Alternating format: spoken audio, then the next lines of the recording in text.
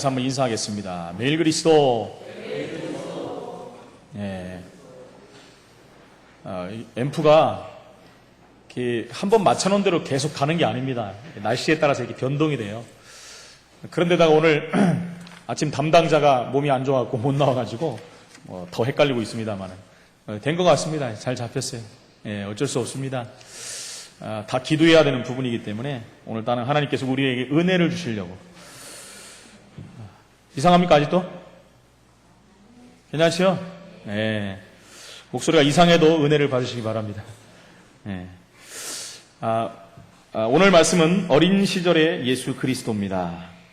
예수님께서 어느 날 갑자기 뿅 하고 나타난 것이 아니라 정상적인 방법으로 성령으로 잉태되어서 예수님이 탄생을 했습니다. 그러면서 예수님은 또 어린 시절도 보냈습니다. 많은 사람들은 어린 시절을 지나면서 그 다음 기록이 없어졌다. 그러면서 이제 예수님이 공생을 시작할 때 그때 나타나셨는데 그때 어디 가셨느냐? 그거 갖고 또 굉장히 많은 애를 씁니다. 간단합니다. 예수님은요 그때까지 목수일을 하면서 하나님의 시간표를 기다린 것입니다. 이걸 가지고 또 많은 사람들은 뭐라고 하는 사람이 있는지 압니까? 심지어 그때 석가모니 밑에 가서 공부를 배웠다. 뭐 이렇게 하는 사람도 있었고요. 뭐 그 제자들에게 또 배웠다 이렇게 말하는 사람들도 있고요. 말이 안 되는 얘기를 이렇게 지어내는 사람들이 굉장히 많이 있습니다만 우리는 성경에 있는 그대로만 믿으면 되는 것입니다. 예수님이 탄생 비밀을 우리는 알고 있고 하나님이 예수 그리스도를 이 땅에 보내신 이유를 알고 있습니다. 그래서 오늘 우리가 예배드리는 시간에 하나님의 은혜 받는 데는 가장 중요한 것이 우리의 생각입니다. 우리의 생각이 이 자리에 앉아 있어도 다른 데 가 있다면 은혜하고는 상관이 없게 되는 것이죠. 정말 우리가 예배하는 시간에 우리의 생각과 마음이 어디에 있느냐에 따라서 모든 것이 달라집니다. 어떤 사람들은 의무적으로 와서 예배드리는 사람도 있고요. 어떤 사람들은 마지못해서 오는 사람도 있습니다. 우리의 중심, 우리의 마음 생각이 정말 하나님께로 우리가 향해 있다면 하나님은 우리에게 최고의 응답을 열어주실 것입니다. 6일 동안 우리가 삶 가운데 실패했을지라도 좀 어려움을 당했을지라도 문제 가운데 있었을지라도 괜찮습니다. 오늘 우리는 하나님의 말씀을 통해서 새 은혜를 입고 또 한 주간 승리하는 증인으로 세워되어야 될 줄로 믿습니다. 오늘 나오는 예수님이 탄생 중에 가장 중요한 부분이 동정녀 탄생이라는 부분입니다. 동정녀 탄생이라는 것은 무슨 말입니까? 처녀의 몸에서 탄생했다는 얘기죠. 남자를 한 번도 경험하지 못한 처녀를 통해서 예수님이 태어나셨다는 것입니다. 그것은요, 세상에 그 누구보다도 잘하는 사람이 누굽니까? 마리아 본인이겠죠. 마리아만큼 잘하는 사람은 없습니다. 그래서 마리아가 굉장히 중요한 역할을 감당하고 있다는 것입니다. 그러면서 예수님은요, 우리가 잘 알다시피 나사렛 목수 집안에서 성장하게 된 것입니다. 그러다가 12살이 되던 해에 오늘 말씀해 보니까 예루살렘에 갑니다. 하나님 우리에게 주신, 유대인들에게 주신 사실은 규범입니다. 당시에 모든 남자 유대인들은 출애굽기 23장이라든가 신명기 16장 16절에 보면은 너희는 매년 3차 3번을 말하죠. 내게 절기를 지킬지니라. 이는 하나님의 명령에 따라서 바로 1년에 3번 우리가 잘 아는 유월절, 오순절, 수당절 그때 성전에 찾아오도록 규정이 되어 있습니다. 전부 찾아오는 것입니다. 우리 사도행전 1장 또 2장에 보니까 15나라에서 사람들이 왔다 그랬어요. 예루살렘을 향해서. 역시 이 새 절기를 지키기 위해서 온 것입니다. 왔다가 하나님의 은혜지요. 마가다락방을 통해서 은혜를 받고 복음을 받고 그 나라로 돌아가서 전도자로 쓰임받는 것을 확인할 수가 있다는 것입니다. 그러나 그 당시에는 우리가 잘 알듯이 로마에 이스라엘이 속국되어 있었고 그렇다 보니까 전역과 타 지역에 이스라엘 백성 유대인들이 흩어져 살았기 때문에 3번을 다 참석한다는 것은 쉬운 일이 아닙니다. 쉬운 일이 아니죠. 그래서 대부분 1년에 한 번 이렇게 규례를 지킵니다. 그 중에서도 6월절을 가장 이렇게 뜻있게 지키기 때문에 그때 수많은 사람들이 예루살렘 성전에 모이게 되는 것입니다. 그 정도가 아니라 또 유대 사회는 만 13세가 되면은 남자 아이들은 그들이 말한 대로 계명의 아들이 됩니다. 약속의 아들. 그래서 누구든지 그때는 13세가 되면은 율법을 행해야 됩니다. 지켜야 돼요. 그래서 예루살렘을 향해서 전 지역에서 다 모이게 되는 것입니다. 근데 예수님은 12살이었는데 왜 왔느냐? 이것 때문에 또 신학적인 해석도 분분합니다. 그러나 다 맞는 말인 것 같지만은 사실은 유대인의 가장 큰 절기인 유월절의 주인공이 예수 그리스도입니다. 그래서 간단하죠. 예수님이 주인공 되신 그리스도께서 지금 성전에 오신 것입니다. 부모를 따라서 그것을 찾아가신 것입니다. 그런데 그 성전에서 모든 일들을 마치고 돌아가는데 예수님이 보이지 않는 것입니다. 성경에 보니까 벌써 하루가 지나버리고 이틀이 지났다는데도 부모님들이 그걸 몰랐다라고 했어요. 제가 이상하다. 어떻게 자녀를 잃어버렸는데 이틀이나 됐는데 몰랐을까? 하고 보니까 그 세 가족만 간 것이 아니라 친족들과 함께 갔다는 거예요. 친족들과 함께 굉장히 많은 사람들이 갔겠죠. 그러다 보니까 이제 거기 휩쓸려 다닌 것이죠. 당연히 이제 따라왔을 것이다 했는데 나중에 확인해 보니까 예수님이 안 보이는 거예요. 그래서 다시 예수님을 찾으려 성전으로 그 부모들이 간 것입니다. 그랬을 때 2장 46절로 47절에 성전에 돌아가 보니까 거기에서 선생들 중에 앉아 있었다 그랬어요. 사흘 만에 갔는데 선생들이 누구냐? 랍비, 유대인의 학자들을 말합니다. 랍비들과 함께 앉아가 그 중에 앉아서 그들의 말을 듣기도 하고 또 묻기도 했다라고 그랬어요. 근데 중요한 건 그것이 아니라 듣는 자가 다 그 지혜와 대답을 놀랍게 여기더라. 12살 된 예수님이 이스라엘 최고 가는 학자들, 랍비들과 지금 대화를 하는데 그들이 기이 놀람, 옛날 성경에는 기이 놀랬다. 기이라는 것은 뒤로 자빠질 정도로 놀랬다는 거예요. 굉장히 충격을 받았다는 것입니다. 그런데 이번 성경에는 그렇게 안 써 있어요. 왜 성경을 자꾸 이상한 쪽으로 바꾸는지 모르겠어요. 있는 대로 원문을 보니까 기이라는 말이 맞거든요. 뒤로 자빠질 정도로 놀랬다라고 표현을 하고 있어요. 그 지혜가 얼마나 엄청나면 사람들이 놀라겠습니까? 랍비들이 그것도요. 예수님께서 선생들과 대화를 나눈 이 사건은 바로 이 예수님이 지적인 이해력과 능력에 있어서 모든 소년들을 능가할 뿐만이 아니라 그 지혜가 이스라엘의 모든 학자들보다 뛰어났다라는 것입니다. 왜 그렇습니까? 여러분, 그분은 예수 그리스도입니다. 지혜의 원천이세요. 지혜의 근본이시라는 것입니다. 예수님의 어머니 아버지가 물어보지 않습니까? 내가 왜 여기 있느냐? 책망을 하는 거죠. 왜 가족들이 집으로 돌아갈 때 따라오지 않았느냐라고 얘기할 때 예수님이 하는 말씀이 뭡니까? 내가 아버지 집에 있어야 할 줄을 알지 못하였나이까? 이상한 말을 합니다. 아버지 집에 가야 되는데 아버지 집에 내가 여기 있어야 될 줄 왜 몰랐습니까? 여기서 말하는 아버지는 육신적인 아버지가 아닙니다. 바로 하나님 아버지를 말하는 것입니다.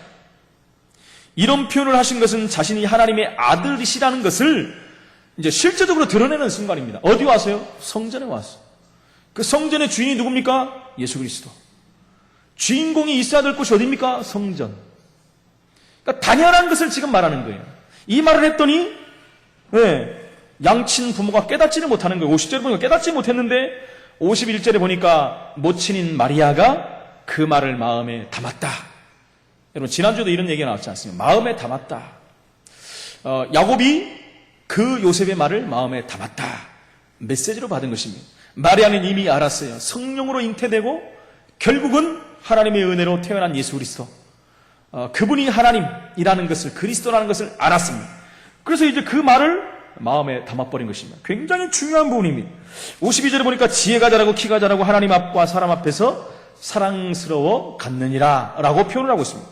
여러분, 첫 번째 예수 그리스도의 탄생 그 자체는요, 하나님의 놀라운 비밀입니다. 크고 놀라운 비밀이에요. 세상에 그 어떤 사람도 이해할 수 없는 비밀 중에 비밀. 왜 그렇습니까? 그 비밀 속에 생명이 들어가 있는 거예요. 여러분, 사람이 태어날 때마다 많은 일들이 있습니다. 우리나라에도 보면은 태어나면서부터 고통을 당하고 죽는 사람들이 있어요. 제가 말하는 사람들은 이제 일반인들이 말하는 게 아니라 왕의 자녀들이라든가 권력 다툼 가운데 살아보지도 못하고 죽는 사람, 멀리 이렇게 귀양 가는 사람, 태어나면서부터 어려움을 당하는 사람들이 굉장히 많습니다. 많은 탄생들이 있지만은 여러분, 저는 오늘 고레스 왕의 탄생에 대한 부분들을 한번 말씀드리려고 합니다. 고레스 왕은 메데라는 나라, 바사라는 나라 있지 않습니까? 그 나라가 바벨론 나라를 함락시켰습니다. 바벨론은 우리가 잘 알다시피 이스라엘을 멸망시킨 나라예요. 그러니까 정확히 말하면 북이스라엘 남유다가 있었는데 남유다를 침공해서 멸망시키고 그 민족을 포로로 끌고 간 나라가 바벨론입니다. 그 당시 세계를 정복한 나라였죠. 그 나라가 굉장한 세를 가지고 전 세계를 정복해서 나갈지 않았는데 여러분 그것이 얼마 가지를 못했습니다. 2년이 못 되어서 결국은 바벨론이 망하고 첫 번째 왕이었던 다리오가 우리 다리오가 알지 않습니까?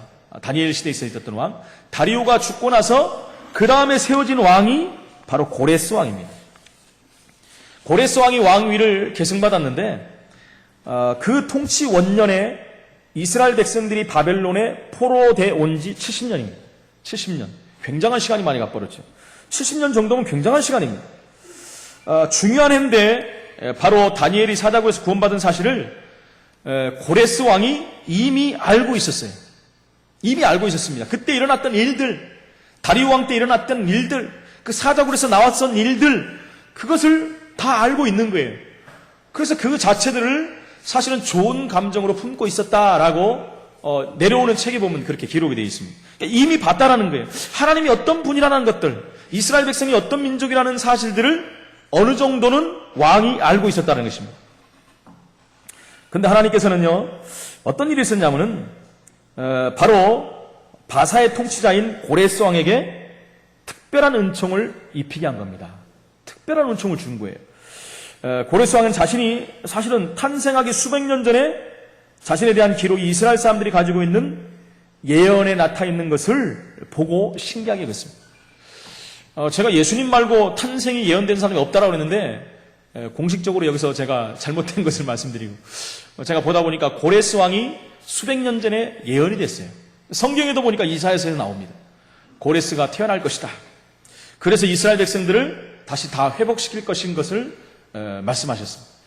그러니까 이 책들을 보고 여러분 아무리 하나님을 안 믿는 사람이라도 자기가 태어날 것을 이미 예언된 사실을 보고 놀라지 않을 사람이 어디 있겠습니까? 그걸 보고 고레스 왕이 놀란 거예요. 뭐라고 나왔냐면 내가 나의 종 야곱 나의 택한 이스라엘 위하여 너를 지명하여 불렀나니 여기서 너라는 것이 고레스 왕입니다. 너는 나를 알지 못할지라도 나는 내게 칭호를 주었노라. 그런 하나님의 선고와 또한 내가 의로 그를 일으킨지라 그의 모든 길을 곧게 하리니 그가 나의 성읍을 건축할 것이며 나의 사로잡힌 자들을 값이나 가품 없이 놓으리라. 이사야 43장 4절 6절에 말씀하고 있습니다. 그 영감의 기록들을 읽을 때 마음속에 큰 감명을 받았다고 합니다. 고레스 왕이 모든 것이 바뀌어버린 것입니다. 그리하여서 이스라엘을 하나님께서 자기의 명하신 사명을 성취하기로 결심한 이스라엘에 대한 그 사명이 뭐냐?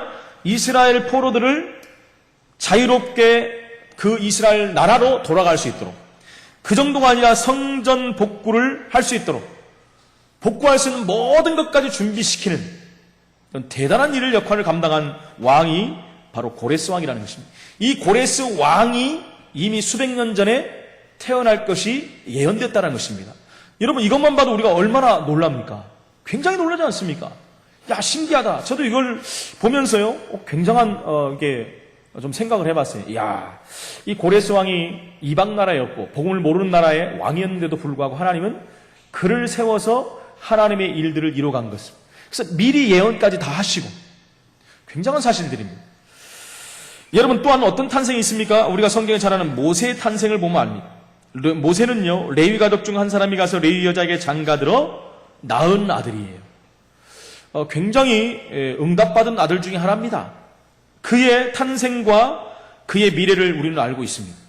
그가 태어날 때 이미 애굽에서는 바로 왕의 명령에 의해서 태어난 아들들은 다 죽이게끔 되어 있는 것입니다. 그러나 부모들이 그를 석 달 동안 몰래 숨겨서 키우다가 한계가 와가지고 우리가 잘 알다시피 나일강가에 결국 갈대 상자를 만들어서 왕의 딸 공주가 목욕하는 곳에 흘러가게 만듭니다. 그거 다 아는 사실이니까요. 그래서 어찌하고 어찌하여서 다 말하려면 힘드니까 그래서 결국은 왕궁에서 40년 동안 최고의 학문을 배우고 미래를 준비하는 그러다가 사람을 죽이고 지명 수배자가 됐지만 그것도 하나님의 계획이 있었죠. 또 나머지 40년을 미디안 광야에서 영적인 준비가 되고 하나님이 쓰시는 날에 결국은 이스라엘 백성들을 출애굽시키는 최고의 응답받는 지도자가 된 것을 우리는 볼 수가 있다는 것입니다. 여러분, 예수님이 태어나신 것은 사실은 방법 중에 최고의 하나님의 방법입니다. 그렇게 태어날 수밖에 없는 우리는 그 사실을 알아야 된다는 것입니다. 복음 중에 복음인 그리스도의 탄생입니다. 재창조의 역사를 이루기 위한 하나님의 계획입니다. 우리 인생이 창세기 3장에 묶여버렸기 때문에 재창조되지 않으면, 다시 태어나지 않으면 안 된다는 것입니다. 그래서 예수 그리스도를 이 땅에 보내주셔서 바로 이 일들을 이루시기를 원하시는, 바로 이미 예언된 사건을 하나님이 이루시는 것입니다. 이것을 여러분 깨닫는 자는 구원받는 것이고 깨닫지 못한 자는 구원이 없는 것입니다. 역사 이래로 계속되는 사건이에요. 이 예수님을 믿는 자는 살아나는 것이고 믿지 않는 자는 고통 가운데 저주 가운데 몸부림치다가 영원한 지옥불로 가버릴 수밖에 없다는 것입니다. 여러분, 인간이 얼마나 귀한 존재입니까? 최고의 축복된 존재로 우리가 창조함을 받았는데 그 인간들이 하나님 만나지 못하고 죄 때문에 오늘날도 다 이루고 나서 멸망 가운데 저주 재앙 가운데 빠져가는 것을 우리는 현실적으로 볼 수가 있다는 것입니다. 왜 그렇습니까? 원죄에 빠져있기 때문에 그렇습니다. 원죄에 빠져있는 자는 나도 모르게 흑암 가운데 묶이게 되고 그러다 보니까 운명과 사주팔자 가운데 묶이게 되고 그래서 결국은 고통을 당하다가 이유도 모르고 이 땅에서 무너져갈 수밖에 없는 것입니다. 이유도 없이 무너져가는 인생이 돼버리는 것입니다. 시간이 갈수록 여러분 지구상에는 어려움이 닥쳐오고 있습니다. 수많은 일들이 벌어지고 있습니다. 미국에서 줄기세포 지금 거의 성공을 했다고 어제 뉴스에 나오더라고요. 한국에서는 황우석 박사가 한번 거짓말한 것 때문에 연구가 중단돼가지고 그런데 미국에서는 계속 끊임없는 연구를 통해서 줄기세포 가지고 큰 성과를 이뤘다라고 이번에 발표하는 것을 봤습니다. 이제 맞춤형 여러분 줄기세포 그런 것 때문에 모든 질병을 또 제어할 수 있는 날이 온다고 하지 않습니까? 이번에 보니까 그 미국의 유명한 여배우가 미리 진단을 해가지고 미리 수술을 해버렸어요. 이대로 놔두면 유방암 확률이 80% 이상이 될 것이다 해가지고 미리 조직들을 다 떼어버렸다는 거예요. 그러니까 한국에 있는 여자 산부인과 의사는 꼭 그렇게 할 필요가 없는데도 그렇게 했다. 그러면서 이제 찬반 양론이 갈리는 것을 볼 수 있습니다. 첨단을 달리는 그런 시대가 돼버렸습니다. 그렇죠?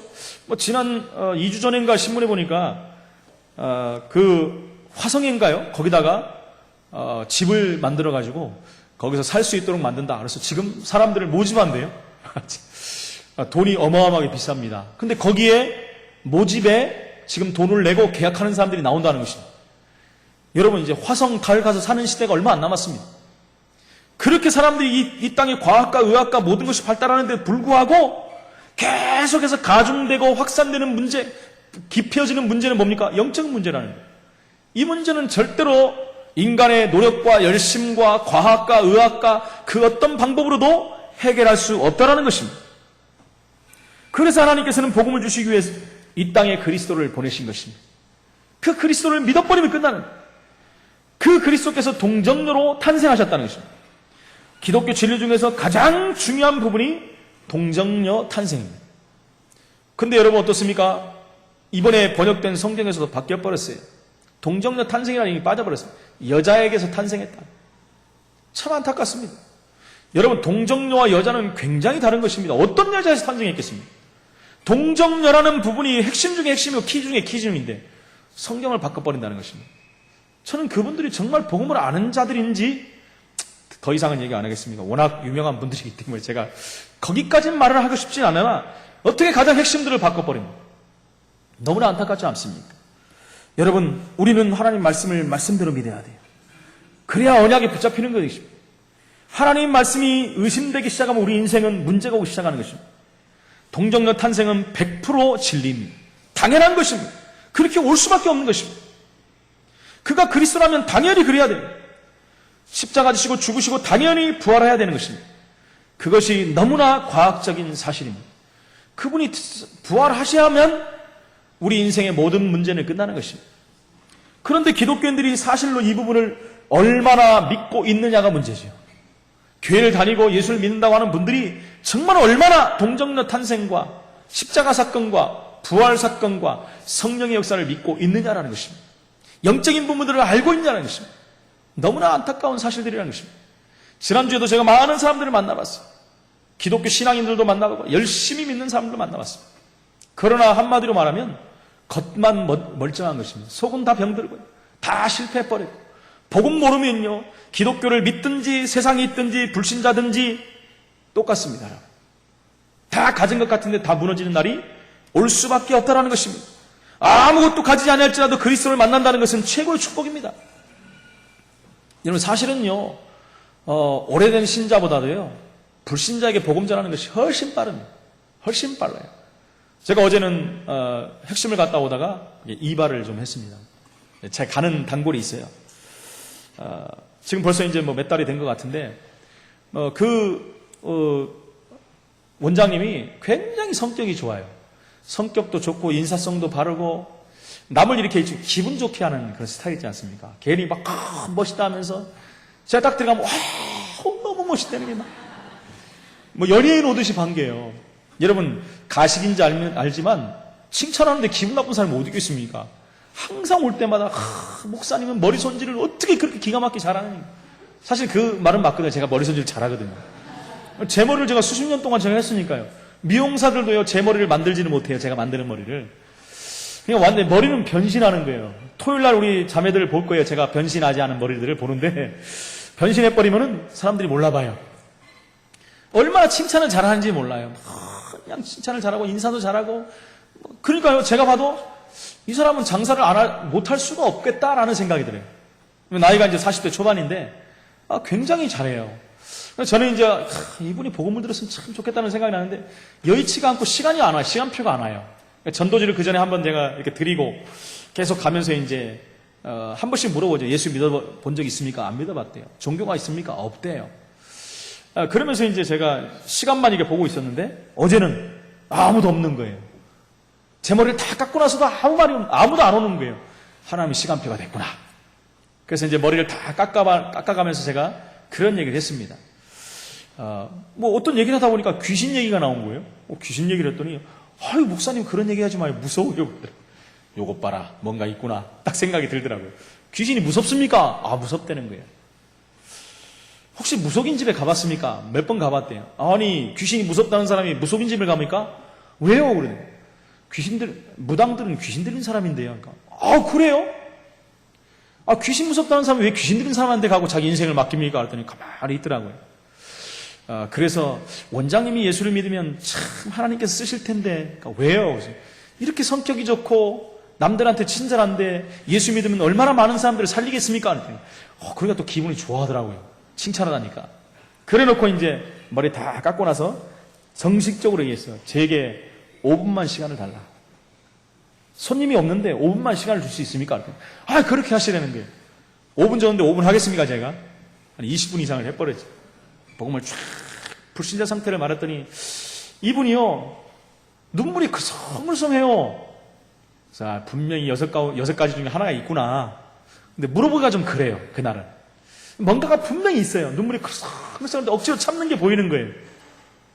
그래서 제가 이제 여기서 빠져나온 길이 예수입니다. 이분을 원장님 지금 예수를 영접하면 하나님 자녀가 됩니다. 그분은 화요일날 신되는 거예요. 교회 안 오셔도 됩니다. 교회 오는 게 문제가 아니라 예수를 믿는 게 문제입니다. 예수를 믿고 하나님 자녀된 자들이 교회 가서 예배를 드리는 것입니다. 예수님을 영접하시겠습니까? 영접하겠대요. 그래서 그분이 간절히 예수님을 영접했어요. 그리고 제가 이제 앞으로 원장님 하나님 자녀이기 때문에 절대로 망하는 법이 없을 것이다. 그래서 기도하는 법까지 이렇게 가르쳐주고 다음에 와서 제가 그 다음 부분들을 또 말씀드리겠습니다. 하고 돌아왔는데요. 굉장히 기분이 좋은 거예요, 제가. 그분도 기분이 좋은 것 같은데 제가 더 기분이 좋은 거예요. 제가 많은 복음을 전해봤지만 어제는 이상하게 기분이 좋은 거예요. 집에 가고 집사람한테 얘기한 거예요. 아니 왜 안 오고 전화도 안 받느냐는 거예요. 오면은 핵심 갔다 오면 바로 제가 이제 밥을 먹는데 전화도 안 받지, 오지도 않지. 그러니까 딱 보니까 머리 깎고 온 거예요. 머리만 깎은 게 아니라 내가 복음을 전하고 왔는데 이렇게 기분이 좋다라고 그런 얘기를 했습니다만, 여러분 복음을 전한다는 것이 얼마나 중요한 것입니까? 생명이 들어간다는 것이 얼마나 큰 일이겠습니까? 여러분 이 생명을 가진 자가 복음 안에서 산다면 이것만큼 행복한 삶이 어디 있겠습니까? 그렇죠. 이 행복의 근원 되시는 분이 그리스도. 그 그리스도는 인생 모든 문제를 끝내버렸는데 저는 아직 그 원장의 사생활을 모릅니다. 자녀가 하나, 조그만 아이가 하나 있다는 걸 말고는 몰라요. 그 아이가 광명시에 있는 어린이집을 다닌다는 것 이상은 몰라요.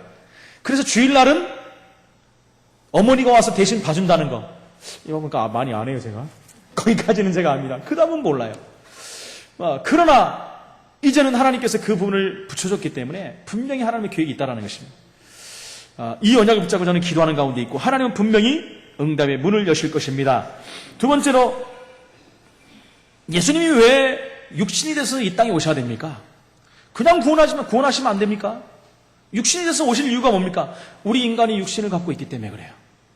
우리 육신을 구원하셔야 되기 때문에, 우리 영혼을 구원하시고 육신을 구원하시기 때문에 인간으로 오셔야 됩니다. 더 중요한 건 뭡니까? 우리 대신 죽어야 되기 때문에. 우리 대신 죽어야 되기 때문에 오셔야 됩니다. 우리에게 오셔서 하나님을 설명하고 복음을 설명해야 되기 때문에 보이는 하나님으로 오신 것입니다. 제가 순복음교회 세 분에게 복음 전할 때 그 얘기를 했어요. 저는 예수님이 십자가 못 박혀 물과 피를 다 쏟고 죽으신 거에 굉장히 충격을 받았지만 그 이전에 먼저 충격받은 것이 있다. 그것이 뭐냐? 하나님이 사람이 되셨다는 것. 말씀이 육신이 돼서 이 땅에 오셨다는 것. 나는 그 얘기를 듣고 너무너무 충격을 받았다. 인도의 성자 썬다싱이 그것을 깨닫지 않았느냐. 제가 개미 얘기 여러 번 했지 않습니까? 어느 날 썬다싱이 길을 가는데 개미들이 막 와글와글 모여가지고 역사를 이루고, 그걸 역사라고 하지 않습니까? 규칙적으로 왔다 갔다 하면서 보초 쓰는 개미, 또 일을 하는 개미, 별 개미들이 왔다 갔다 하면 정신을 놓고 그걸 보고 있는 거예요. 그런데 굉음이 들리는 겁니다. 저쪽에서 트랙터가 이쪽 방향을 향해서 계속 오는 거예요. 가만히 보니까 이 개미 나라가 멸망하기 직전이에요. 다른 데로 가니까 이쪽으로 오고 있어요. 그래서 어떻게 했습니까? 이것을 다 퍼가지고 이쪽으로 옮겨놓으면 다시 다 와요. 그렇죠? 또 이쪽으로 와서 이렇게 놔두면 또 와요. 그 자리로. 막 소리를 질러봤어요. 아무 소용이 없는 것입니다. 너무너무 애타고 안타까운 거예요. 그때 하나님의 사랑을 깨달았다고 합니다. 내가 어떻게 하면 이 개미를 살릴 수 있겠는가? 가장 중요한 것, 내가 개미가 돼갖고 이들에게 말해야 되겠구나. 이 위험을 말해야 되겠구나. 그 생각이 나면서 하나님이 사람으로 이 땅에 오신 그 사실이 완전히 믿어졌다는 것입니다. 하나님께서 구약에 우리 인생에게 선지자를 보내고 제사장을 보내고 왕을 보내봤지만 듣지 않습니다. 수많은 사건과 수많은 일들을 보여줬지만 믿지 않았어요. 그래서 하나님이 직접 사람이 되셔서 이 땅에 오신 것입니다. 이 땅에 오셔서 인생 문제를 해결하시고 직접 보여주시고 하나님이란 증거를 보여주시고 우리를 위해서 십자가에서 죽으셨다는 거예요. 물과 피를 다 쏟고 죽으시고 우리 인생 문제를 끝냈다는 것입니다. 여러분, 저도 사실은 옛날에 이 부분들이 믿어지질 않았어요. 믿어지질 않는 거예요. 왜요? 지적으로 지식적으로 믿어버리니까. 세상에 이런 일이 어디 있어? 그렇지요? 과학적으로 상식적으로 이치 안 맞아. 안 믿었습니다. 그냥 교회에서 말하니까 뭐 그런갑다 했지 실제적으로 안 믿어진 것입니다. 여러분, 혹시 우리의 자녀들이 이렇게 신앙생활을 할 수도 있다는 것입니다. 그래서 우리는 기도해야 돼요. 어떻게 해요? 이 사실이 믿어지는 날이 올 수 있도록. 믿어져 버리면 끝나는 것입니다, 여러분. 그래서 예수님이 이 땅에 오셔서 오늘 말씀처럼 누가복음 2장 52절처럼 지혜가 자라고 키가 자라고 사람 앞에서, 하나님 앞에서 사랑스러워 갔느니라. 여러분, 지혜라는 것은 뭡니까? 우리에게 하나님을 알리는 지혜입니다. 지식적인 성장이 예수님이 이루어졌다는 것입니다. 키가 자라고 육신적인 것을 위해서 오셨습니다. 육체적인 성장, 특별히 우리 인생 문제를 해결하기 위해서 십자가에 죽으시기 위해서. 그러면서 사람 앞에서 인간 세상의 모든 문제를 위해서 오셨다는 것입니다. 사회적 성장을 말합니다. 하나님 앞에서 하나님의 구원을 이루기 위한 영적 성장을 위해서 이 땅에 오셨다는 것입니다. 이대로 하나님 예수님께서는 이 땅에 계시면서 이 모든 부분들을 실행하시고 실천하시고 십자가에서 죽으셨다는 것입니다. 그렇다면 마지막으로 우리는 신앙생활에 어떻게 하면 성공할 수 있겠습니까? 가장 중요한 것은 예수 그리스도의 성육신이 먼저 이해가 돼요. 하나님이 사람이 되셔서 오셨다는 사실이 믿어져야 돼요. 왜 하나님이 사람이 되셔서 이 땅에 오셔야 됩니까? 로마서 5장 8절에 우리가 아직 죄인 되었을 때 그리스도께서 우리를 위하여서 죽으시기 위해서 오셨다는 것입니다. 하나님의 사랑을 확증하시기 위해서 오셨다는 것입니다. 빌립보 2장 6절에 그는 근본 하나님의 본체시나, 그는 하나님이시라는 것입니다. 하나님과 동등됨을 취할 것으로 여기지 아니하시고 하나님과 동등된 그 입장에 있는 것이 아니라 낮고 천한 인간의 몸으로 오셨다는 것입니다. 그래서 오히려 자기를 비워 종의 형체를 가지사 사람들과 같이 되셨고, 사람들과 같이 되실 수 있는 분이 아닌데 사람들과 같이 되셨다는 것입니다. 그러면서 사람의 모양으로 나타나사 자기를 낮추시고 어디까지요? 죽기까지 낮추셨다는 거예요. 죽기까지 복종하셨으니 곧 십자가에 죽으심이라. 할렐루야. 이 성육신이 이해가 돼야 되는 것입니다. 그래서 죽은 믿음이 아닌 부활하신 그리스도의 삶 믿음을 우리는 회복해야 됩니다. 세상 사람들은 뭘 믿습니까? 인류를 위해서 십자가에 죽으셨다며 까지는 믿어요. 그러나요? 부활하신 것을 못 믿습니다. 십자가에 죽으신 것을 기독교인들 많이 믿는데 부활을 안 믿는 기독교인들이 상당히 많아요. 이 부분에서는 옛날에 제가 몇 번 말씀드렸지만은 이 부분들이 믿어져야 돼. 십자가만 믿는 게 아니라 부활까지 믿어야지 삶 믿음이 되는 것입니다. 정말 복음 가졌다면 우리는 그래서 삶 믿음이 있기 때문에 전도가 되어지는 축복 속으로 들어가는 것입니다. 나를 통해서 나타나거든요. 단순히 보이지만 모든 것이 그 안에 다 들어있는 것입니다. 그래서 우리는 구원의 비밀을 알지 않습니다. 우리가 살아가는 이유를 알지 않습니다. 그 다음에 우리는 예수 그리스도의 대속이 이어져야 돼요. 그분이 십자가에서 죽으신, 왜 죽으셨는가? 나를 위해서 대신 죽었다는 대속이랍니다. 나를 위해 대신 죽으신 희생물이 됐기 때문에 대속물이라고 합니다. 요한에서 3장 8절에 왕 대신 그리스도로 사단의 머리를 단번에 깨뜨려 버렸습니다. 요한복음 14장 6절에 길 대신 선지자 되신 그리스도로 말미암아 하나님 만나는 길을 완전히 열어버렸어요. 천국 가는 길을 열어버린 것입니다. 마가복음 10장 45절에 대속물 되심으로 말미암아 단번에 우리의 죄 문제를 십자가에서 끝내버렸다는 것입니다. 이 사실이 믿어져야 구원을 받는 것입니다. 예수 그리스도의 승리가, 예수 그리스도의 부활이 우리는 믿어져야 되는 것입니다. 너희는 담대하라, 내가 세상을 이겼노라 라고 성경은 말합니다. 그분이 부활하셔서 성령으로 지금 저와 여러분 속에 함께 하신 줄로 믿습니다. 그래서 우리가 복음운동을 하고 있다면 하나님께서는요, 우리 동기와 인본지 다 내려놓으면 하나님은 사람 보내주십니다. 그래서 부흥하는 건 걱정 안 하셔도 돼요. 여러분, 부흥하고는 상관이 없습니다. 하나님이 다 만들어주십니다. 우리가 올바른 복음운동을 하고 있다면, 오직 예수 그리스도의 증인으로 서고 있다면 하나님은 반드시 사람을 보내주십니다. 보내주는 정도가 하나님 몰려오는 축복을 하나님 허락하실 것입니다. 여러분, 거기에 대한 확신을 가지시기 바랍니다. 하나님 분명히 이 일을 행하신다고 말씀했어요. 여러분, 우리가 복음 안에 완전히 언약을 붙잡는다면 우리 가문에 흐르는 저주는 끊어지는 것입니다. 우리 지역의 모든 현장에 전도의 문은 열릴 수밖에 없는 것입니다. 더더군다나 우리의 삶, 우리의 기능, 우리의 자녀, 우리의 산업, 모든 것은 축복을 받을 수밖에 없어요. 기도 응답의 문은 계속해서 열릴 수밖에 없다는 것입니다. 이것이 바로 우리 신앙생활에 성공하는 증인인 것입니다. 이 응답을 누리시는 하나님의 백성들이 되시기를 예수 이름으로 축원을 드립니다. 결론적으로 말씀드립니다. 우리가 오늘 말씀이 뭡니까? 어린 시절의 예수 그리스도예요. 이것은 또한 우리의 렘넌트들을, 우리의 후대들을 이런 모델을 보고 키우라는 것입니다. 예수님이 성장한 그 모델을 보라는 것입니다. 그래서 첫 번째 다시 한번 말씀드리면 지적인 성장을 이루는 자녀들이 되어야 돼요. 지혜 있는 아이들로 만들어야 됩니다. 하나님을 아는 지식, 그죠? 그리스도를 아는 지식, 또 성령을 아는 지식. 그걸 알려면 하나님 주신 지혜가 우리에게 있어야 돼요. 그래서 야고보서 1장 5절에 누구든지 지혜가 부족하면 모든 사람이 후히 주시고 꾸짖지 아니하시는 하나님께 구하라. 그리하면 주시리라. 구하는데 단 한 가지가 있으면 뭡니까? 오직 믿음으로 구하고 조금도 의심하지 말라. 우리가 믿음으로 구했다면 절대로 의심하면 안 됩니다. 의심을 내려놓으시기 바랍니다. 두 번째는 육신적인 성장이 이루어져야 돼요. 키가 자랐다라고 성경에 나와요. 여러분, 우리는 복음을 위해서, 사역을 위해서, 미래를 위해서, 세계 정복을 위해서 렘넌트를 키워야 됩니다. 건강한 모습으로 키워야 돼요. 체력적으로도 건강해야 돼요. 심신이 건강한 아이들로 만들어야 됩니다. 세 번째는요, 사회적인 성장입니다. 사람 앞에서 인정받는 자로 만들어야 돼요. 외톨이로 왕따로 만드는 것이 아니라 세상에서 리더로, 그렇죠, 앞서가는 자로, 썸밋의 자리에 서도록 모든 사람을 시원케 하는 아이들로, 자녀들로 이렇게 세워가야 된다는 것입니다. 마지막으로는요, 영적 성장입니다. 하나님 앞에서 세워야 되죠. 성령 충만한 아이들로, 정말 복음이 뭔지 아는 아이들, 그래서 하나님께 인정받는 자녀들, 하나님과 늘 교통이 되고 소통이 되는 아이들, 그렇죠. 하나님과 소통되면 세상과 소통이 되는 것입니다. 하나님과의 소통이 막혀버리면 세상과 불통이 돼버리는, 하나님과 소통하는 아이들로, 이 네 가지 기준으로 우리 랩넌트를 세운다면 이 랩넌트를 통해서 하나님 한 시대를 살리는 증거를 반드시 허락하실 것입니다. 이 아침에 하나님 우리에게 말씀을 주시는, 가정의 달에 우리에게 주신 말씀들입니다. 특별히 가정에 대한 메시지를 지금 계속 주십니다.